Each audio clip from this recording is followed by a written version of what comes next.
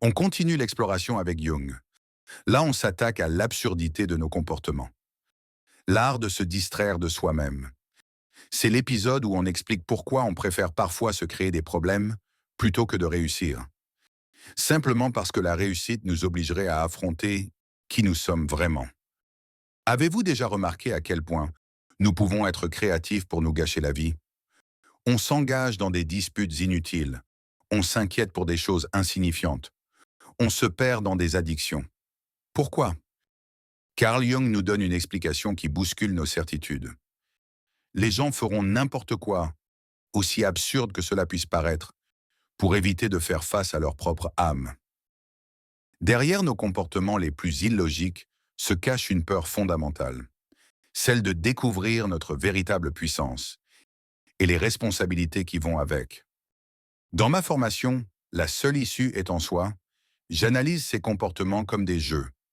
Ce sont des scénarios répétitifs que notre ego met en place pour nous occuper l'esprit.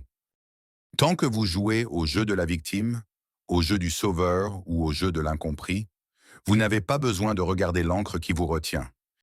Les jeux psychologiques sont le théâtre de l'ego. Ces jeux sont des mécanismes de défense. Ils créent un bruit mental permanent qui couvre la voix de votre intuition et de votre âme. Ils vous donnent une identité de substitution. Il est plus facile de se dire « je suis celui à qui il arrive toujours des problèmes » que de se dire « je suis libre et responsable de mon destin ». Comment arrêter de jouer? La première étape, c'est de reconnaître le jeu. Dans ce chapitre, nous apprenons à observer l'absurdité de nos propres excuses. Pourquoi restez-vous dans cette situation? Quel bénéfice secondaire tirez-vous de votre souffrance?